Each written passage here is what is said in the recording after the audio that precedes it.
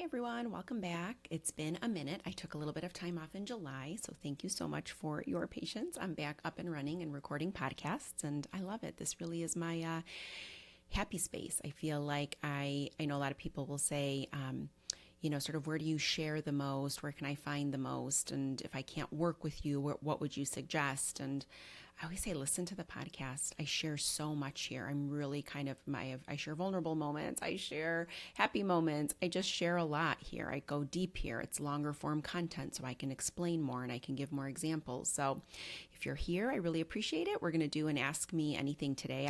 I put this out on social media and I got a ton of questions back. And this is always fun because in this particular instance, when I did it, a lot of your questions were the same or very similar. So I'll probably break this up into 2 episodes just because I don't want to go on and on forever. And I know that when we're parents, we generally don't have a ton of time. So I'll try to keep these solo episodes short and sweet. So hopefully it helps you out and gets you through your day a little bit better. So just a couple of quick announcements before we start. I had sent this out to my email list, but I am completely full in terms of my coaching schedule. So it's been wonderful. And I love, love, love the clients that I work with.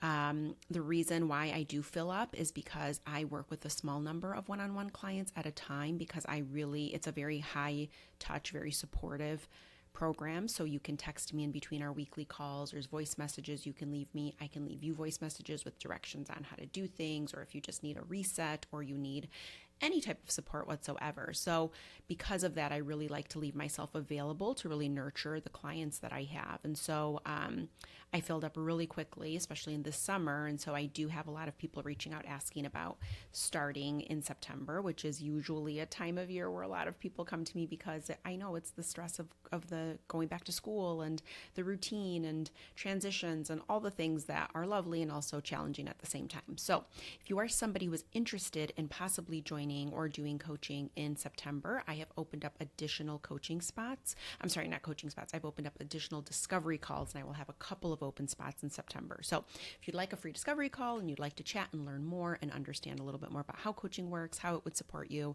and just to see am I a good fit? Am I the person who can help you, or maybe I can point you in a different direction? I will put the link in the show notes and you guys can grab one of those discovery calls and we can connect over there and see if you want to grab one of those spots for September.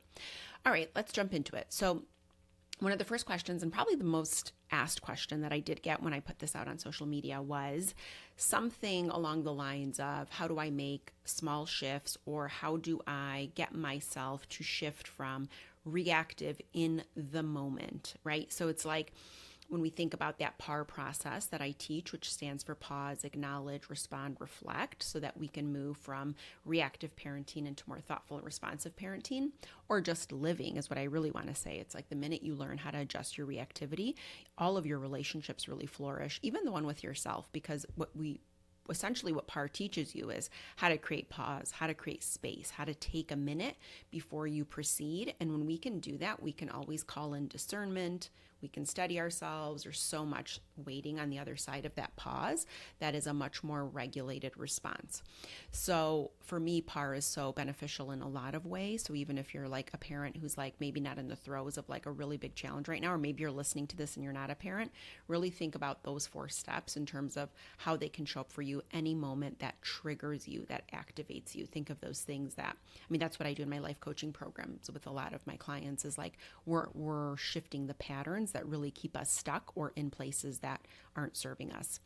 So the question is essentially, how do I pause? How do I do it? Like, I get it. I get it on a cerebral level. I know the value of it. I know the benefit, but tell me how to do it in the moment, because I still find it very difficult to just pause or to move into some type of a more regulated state. So the first thing I would say to you is, if you are somebody who feels this way, one is like awareness around it is really great. So the fact that you're already saying to me that, even when I meet with clients, like, I'm really trying to pause, but it's so hard. Even admission of I'm trying and I can't, or I'm trying and I'm finding it very difficult, it's really good data, because one is you're recognizing that you're inviting a change in when we start to say we're noticing this pattern, but we can't seem to change it. 2, that's where we want to start. So one is we want to reframe the idea that you can't change it. Like I worked with a parent and she used to say to me all the time, it's impossible. And I said to her, if we start this process and your response to the patterns you're trying to change is it's impossible, then it will be impossible, right? So it's like somehow we are taking ourselves out of the driver's seat and sort of just succumbing to defeat and basically just saying like I'm not wired that way, right? That's impossible for me. Like it's not impossible. So one is let's just change some of our wording around it, and instead of looking at it as I can't help it. I tried, they didn't listen. Like these are things that usually will justify our big reactions, is just stopping and saying, it's like the quote from, AA, anybody, I can't remember now who said it, but it's beautiful. It's one of my favorite quotes, but it's basically like, God, give me the strength to change what I can change, to release what I can't change, and to have the wisdom to know the difference. And I'm paraphrasing there. It's not exactly like that. But the sense of that is like, how do we empower ourselves and say, okay, like, I don't like that I'm reacting this way. I find it extremely difficult in the moment to change, but I'm also inviting in a new way. I'm going to look at this in a new way. So even if you just started your day with some openness or allowing for that pause to come in, you will be in a much more available state when something happens than locking into this is impossible for me. I cannot do it, right? That's a very different position. And so when the thing happens that causes the big reactions, you will keep reacting because you have not given yourself permission to change. So one is just acknowledge it's hard, but don't use words like I can't or it's impossible. Because the second we subscribe to those two stories, you won't change. It will be impossible, and you will continue to find yourself overwhelmed and depleted because you will feel like you are a victim to circumstance, and that's not really what's happening here. And if we think of that quote, I say this all the time, but I know we're taught to think we can control our kids, but honestly, you really can't. You really can't. You can only change what you're doing. So if somebody's saying to me, like, my child can't regulate their emotions, help me get them to regulate their emotions. My first question to them back is like, okay, well, how are you regulating your emotions? What do you do when they don't regulate their emotions? What's your response to dysregulation? Because that's where I can start. And then we can build in strategies to help you meet your child's emotional and developmental needs, because there are strategies and there are ways we can do that. But it doesn't happen until we help you first, right? I can't be screaming with my veins popping out of my neck, and losing my mind on my kid and wondering, why can't they regulate their emotions? I can't spank my kid every time they do something wrong and say to myself, well, I had to, they weren't listening. They didn't stop crying, right? Well, if I'm asking for my child to develop the ability to regulate their emotions, I have to be able to show it, do it, be it. That's the ask, that's the invitation. So now let's go back to that idea of pausing. So this is where I love a lot of the somatic work that I've been learning and doing for years. And so when we think of somatic work, those are all things in the body. So when we react to something, there is an immediate nervous system response. So nervous system regulation and emotion regulation are not exactly the same thing. Think of your nervous system as that quick, knee-jerk, fast fight-flight response or flee. Whichever one is sort of your default mode, you'll want to be aware of that. And so if yours is fight, right, let's assume we're thinking of a more reactive parent, somebody who's yelling, somebody who's immediately wanting to shut things down when they get challenging. So if your knee-jerk reaction is that, your nervous system is saying, alert, alert, alert. When we're out of control, when things are out of control, you're not safe. So there is an almost primal reaction that's taking place that's trying to steady things again so you can feel safe. Now, we have to sort of acknowledge that, and we have to work in our bodies to help that nervous system response recognize that it's safe. So the first thing that I always suggest doing is if you can just do one mindful breath, but this is the really important part, and there's a lot of science to support this. You want to keep your exhale as long as possible, and you need that exhale to be longer than your inhale. So when we are in an agitated state, a lot of times you'll hear people say something like, take a deep breath, okay? Now what we're missing in that direction, there isn't anything wrong with that, but what we're missing in that direction is naturally when our anxiety sort of kicks up and our cortisol is releasing and maybe adrenaline and all those things, it is really hard to take a really deep, deep breath. Because, like, think of it this way, if you're an athlete or if you work out or do any kind of cardio, when you run, it's really hard. Your breath shallows, right? Like it's really hard to take these big, deep breaths, right? One of the reasons why I love yoga so much is like as it grows more difficult in the practice, I continuously think about how I can maintain my breath in and out of my nose, which is super hard. So that for me feels challenging, and it is challenging. So when we think about our own bodies in an agitated state, when we're bothered by something or something's happening that we feel like we have to stop or we can't control, we have to work on a breath, but we want the exhale to be longer, not the inhale. Don't worry about your inhale. Your inhale will naturally probably feel a little more shallow. And I think what starts to happen is people go, oh my gosh, I'm not even able to take a deep breath. We sort of like get more agitated and more bothered because we don't think we're doing it right. So don't worry about the inhale. Quick inhale, keep that exhale as long as possible. You can practice it now even while you're sitting here. So like if I'm doing it with a client and I've been trained in breathwork facilitation, but you're just going to go like inhale, and then you just hold it. So it's probably 4 seconds. And then when you exhale, you want to go for 6 seconds. So 1, 2, 3, 4, 5, 6. So it doesn't have to be a lot longer. You just need it to be longer than what the inhale was. The other thing you want to do is like let that exhale completely empty. And when my facilitator or my trainer for breathwork told me this at first, I was like, I do empty. Like I wasn't even sure what that meant. And she's like, no. Like I want your stomach to go all the way back in, almost like pressing against your spine. Like you want to empty the way you would wring out a rag or the way you would wring out a sponge. Like if you're really bringing that diaphragm back up and you're really releasing that air, you will feel the difference. So there's 2 things that happen. One is our nervous system starts to get the signal that I am safe when we keep that exhale longer, because it's saying I'm okay to work with this amount of oxygen. Like there's a lot of science in this and I don't know the nitty gritty of it, or I can't explain it to the way maybe somebody with a lot of expertise in this could, but essentially it's just telling you that you're safe. The other thing is when we have, when we have something to fall back on, like we have somewhere for when we're in a reactive pattern, if we have a way of disrupting that, so I'm about to react and then I just go into breathe, exhale longer, something that simple, I disrupt the pattern. So now I have somewhere tangible to go with it.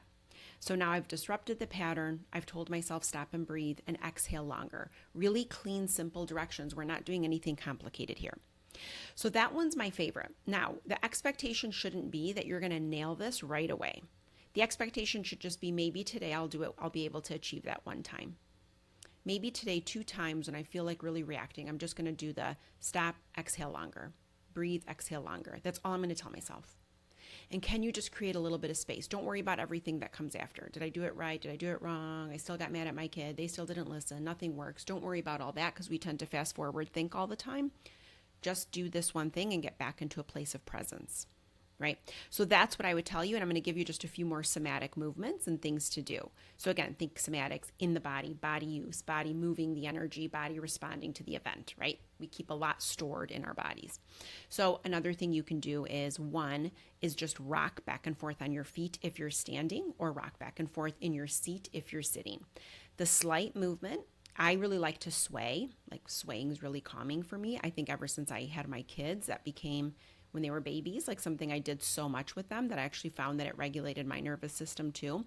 So a lot of times, even when I'm listening to somebody or I'm in deep thought, I'm doing it right now if you're watching this, I will like gently sway my body side to side. There's something very grounding and comforting about that. So sometimes just a slight sway, sometimes a quick pace, and count your steps. Go 1, 2, 3, 4, 5, 1, 2, 3, 4, 5. You can walk forward and back. All of these things are interrupting a reactive pattern. So the way it works is like pick a couple that you like and then just name them. So we did it for the breath. So let's say you like to pace. Something happens. Your kid screams no at you. Okay, they're not in danger. They're not unsafe. Nothing crazy is happening in the terms of like you have to immediately like SOS get to this situation. Say to yourself, okay, I'm going to rock on my feet forward and back 2 times. You know, and that's it. You're just going to go up to the ball of your feet, roll back onto your heels, roll back up to the balls of your feet, and roll back onto your heels. So that alone starts to disrupt that pattern. If there is time, meaning like if there's a way, this is more common with like parents of teens and tweens, because usually the triggering event is always around some form of an argument or pushback and things like that. So you don't have the same degree of urgency as maybe a younger child who might need your physical support. They might be hitting, throwing, doing something like that. So if you have a little bit of time, honestly, like go run your hands under very cold water. I've even done like open the freezer and let the cold air hit your face. I live in Detroit, so it's like in the winter, like pop a window open and just let the cold air hit you. Any temperature adjustment, specifically when we go into cold, is going to be very helpful at being able to reset that reactive pattern. So again, those are my favorites, but you're just creating a tiny, tiny, tiny bit of space. Now, what I will say is this. A lot of times people will say something like, even if I pause, like it's not yielding the result that I want. It's still not getting my kids to listen or cooperate.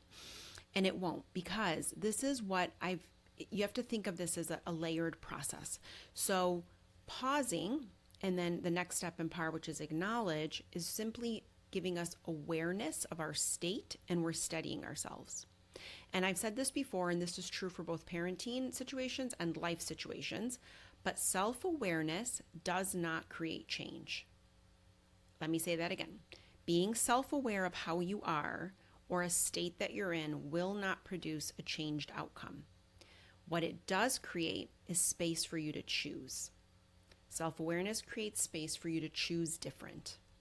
So that's the next step, and that's why in PAR I included a respond, and why I also included reflect, because we have to understand the story that we are reacting to, because that's the problem. If we can look at behavior with neutrality, which I've learned to do after working with kids for 23 years, it's the best thing you can do.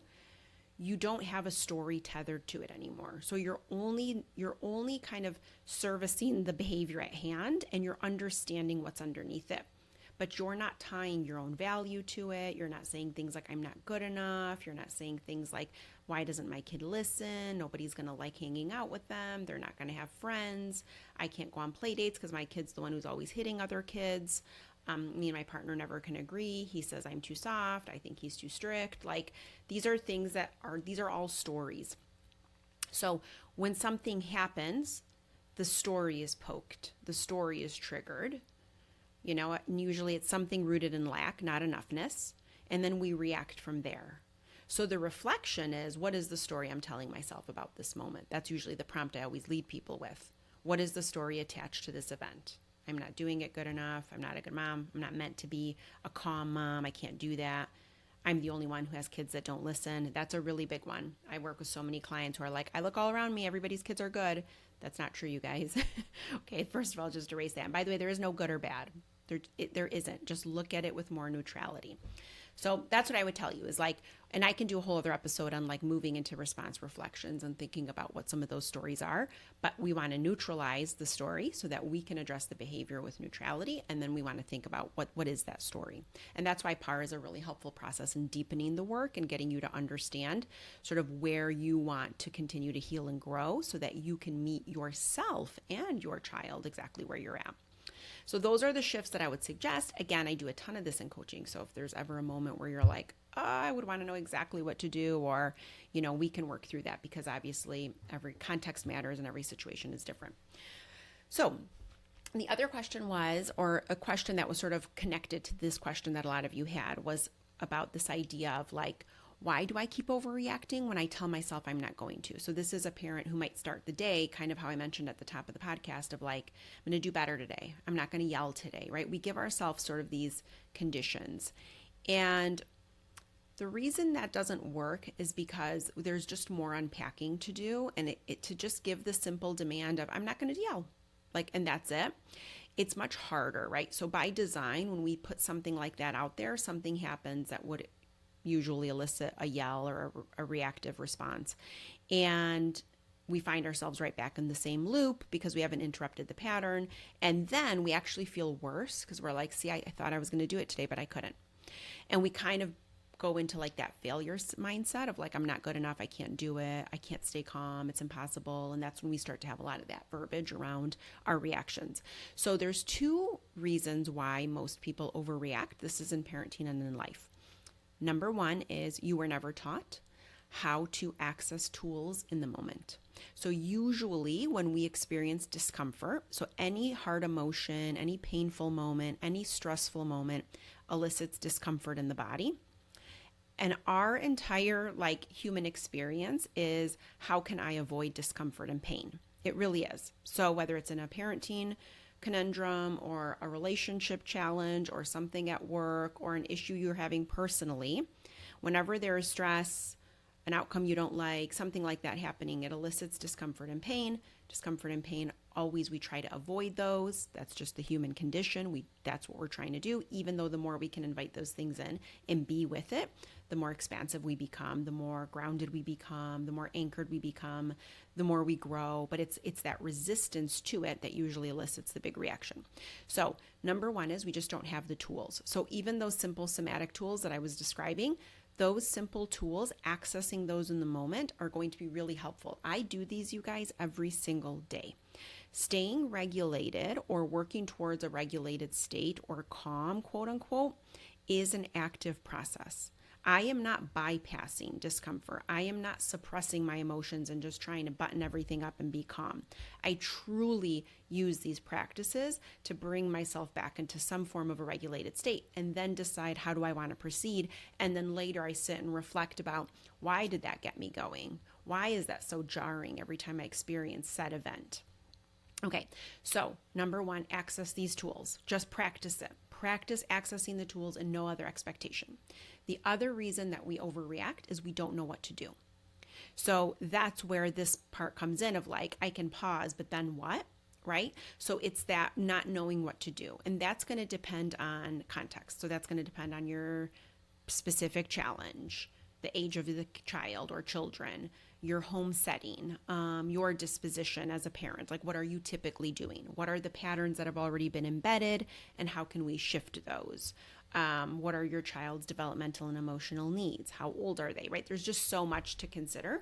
What's happening in your life personally? I could have two parents with kids the exact same age going through the exact same event on paper, and I might recommend two very different approaches to them because their contexts are completely different. One might be a single parent who's just adjusting to being newly divorced, struggling with some things personally. Maybe the other family's not in that situation. So I'm going to take all of that into consideration as I work with those families. So knowing how to respond is anchoring and grounding. It is regulating, because when we have a plan, we feel better. Our nervous system has a little sigh of relief. We feel like we can manage what comes up. And this is true in all things. So even, you'll hear, I recently had a friend who was going through a lot of medical challenges, and she was going from one specialist to the next, and everything was coming up nothing's showing up. There doesn't seem to be anything wrong. Your blood work looks great. This scan came back great. This test is fine. Everything's producing normal results. And in some ways, when we would talk about it, I would say to her, it is a relief that you're not getting this being walloped with some, really tough news. But at the same time, in her mind, and I understand it, she was like, I just kind of want an answer though, because then I can have a plan and I can know what to do. And so not knowing produces stress and then causes us to be anxious. So that's why unknowns are so uncomfortable, right? So even though in some ways we could look at this and say, well, the silver lining is you're ruling out a lot of things that would not be great in terms of a diagnosis.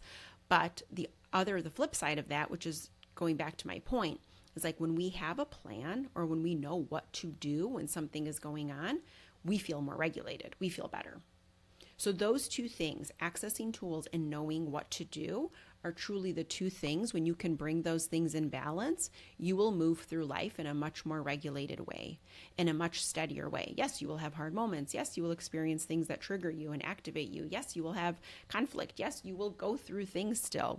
This isn't going to always be a walk in the park, but your sense of stability, inner stability, is what changes things. And the more you can anchor back into that inner stability, that sense of I've got this, suddenly those challenges there's so much more ease in the way that we approach them. So that's what I would tell you regarding reactions, overreactions, big reactions. Think about those things. And again, if you can answer those two questions, like what tools would help me in the moment, and you can list those, right? I have a lot of other resources if you go to my website. The other piece of it is like, what do I need to do? If you just, even if you couldn't work with me or somebody like me or a therapist or whatever, you can access answers to those questions, right? So you could like look things up. Let's say you're somebody who gets easily triggered every time your child, hits their sibling. Let's use something really simple like that. Okay, what are some tools you could put into place? You could even throw this into AI, even though, by the way, I have a lot of clients where like I asked AI and I almost never agree with what AI tells them. So again, no, remember that there's like so much nuance. And until we can develop an AI system that accounts for the nuance and you're just blankly putting in some information, it still doesn't know you. It still doesn't know exactly what's going on. The human condition can't be, answered by a robot. So, but if you need sort of help or tools to attempt to try or something like that, there's so much on the internet that you could be looking up and trying to do. So you could distill it down to those couple of things and see, like, what are the tools I need? What are the things I need to respond to this specific behavior? And then test and, explore and see what works and test it out for a little while. Don't give up right away because that will confuse your child too. All right, next question is I'm having a lot of anxiety around back to school and my kids usually struggle to transition. What are some suggestions you could give me? So transitions are hard for a lot of kids and for a lot of parents. And I can tell you, as somebody who parented two kids who had very different experiences with transitions. My son struggled a lot with transitions. My daughter really did not. And you have to think about what a transition means to a child. So for some kids, change is unsettling. So transition means change. And so when we have things that feel unsettling to us, we usually react in certain ways. So for some kids, if the transition going back to school is already inducing a little bit of like resistance, or they're like, I don't want to go, I don't like school, whatever, all the things, we first just want to notice how are we reacting to the way they're presenting this information. Because typically what starts to happen is we become stressed at their stress response to the transition. And we say something like, you're going to be fine. School's fine. You're going to be, you, all your friends are there. You adjust right away. You're going to be okay. And that's a reaction, right? That's that nervous system going, oh no, oh no, oh no, alert, alert, alert. We're going to have a hard time on our hands if we don't shut this down right now. So we attempt to kind of like nip it in the bud, as they say, And so instead, if our kids feel heard, and I'm not saying to agree with them and say like, yeah, it's going to be terrible this year. Like I wouldn't do that. But like if they're really stressed out or they're kind of expressing it, just kind of believe them. Just go like, is that how you're feeling about it? And they're like, yeah, I get that. I remember when I used to go back to school too. Sometimes I'd be like, oh, I love summer. I wish it could be summer forever, and just join them a little bit in that dialogue. We do know what it feels like, right? I remember being a kid and like seeing August wind down and knowing what was around the corner and the structure again and the routine and getting up early and all the things. So one is just let them say it. And sometimes just that alone, like expressing the resistance to the transition and knowing they felt heard. And again, we're not like joining them in the sense that like, yeah, this is terrible, but we're just kind of saying like, I get it. That's pretty typical to feel that way. And then from there, you want a blueprint for them, especially if your child leans a little anxious. You want to blueprint a couple of like worst case scenarios for them. And this can be really helpful while they're regulated. So this will look like something like this. So what is it that you're really like? What stresses you out the most about going back to school? And let's say they say something like, the schoolwork feels really hard, or sometimes the kids are mean, or something like that. You could then play it out and go, let's do like a pretend game here. Let's say that somebody was mean to you on the playground. Like, what would you do? Nothing's happening right now. It's not really happening, but like, let's think about this right now. Like, what are some things you could do in that moment? And start problem solving with them. They could say like, I could ignore it and go find somebody else to play with. I could say to them, don't talk to me that way. I could say to them, you don't know me. I could go find a teacher if it's getting really bad. I could, keep playing and join another group of friends who are playing a game that I really like. Like there's a lot of different ways we could see this depending on the situation exactly. But when we give kids some options to think about when the perceived difficulty is like when we're kind of just role playing it. What happens then is in the moment when something comes up, their nervous system has already been primed and we've already kind of worked through it and talked about it. And in that same vein that I was saying earlier, when we have a plan, we feel better. It's the same for kids. So those are some things you can practice with them if they're just having general kind of anxiousness, stress, anxiety about the change in routine, transitions, summer to back to school. Now, if your child struggles with transitions from highly preferred tasks to non-preferred tasks, so this is something like playing outside and then coming in to eat dinner, or watching something on their iPad and then having to stop to do homework, right? That is highly preferred tasks. I love my iPad. I love watching a show on there, to highly non-preferred tasks, which is homework. So that's not really a transition problem. So I do this a lot in coaching, because a transition problem you would see across the board every time there's a change in routine. That's tolerating the frustration that comes when I have to stop doing the thing I really like. And that's a skill. That's something we teach in terms of like, how do I tolerate frustration or get my kids to tolerate frustration? So if that's the case, that's not really a transition. But what I would tell you to do is just like at a glance, anytime we're thinking of routines, you want to stack your routine so that the most desired task is being worked toward. So if I know my child loves the iPad and they have a limited number of minutes with it a day or whatever, however that structure looks in your home, or video games or whatever it might be, I would, and I know like that transition from that to homework is impossible, then I already know we have a sequencing problem. So then for me, it would be like, do you want to go on your iPad? And they'd be like, absolutely, great. Your homework has to be done first. So we need to position it differently. Otherwise, you're setting yourself up to fail, or you're setting yourself up for that battle. If we want better results or less dysregulation, we have to sequence things so it's like least desired task first, working our way up.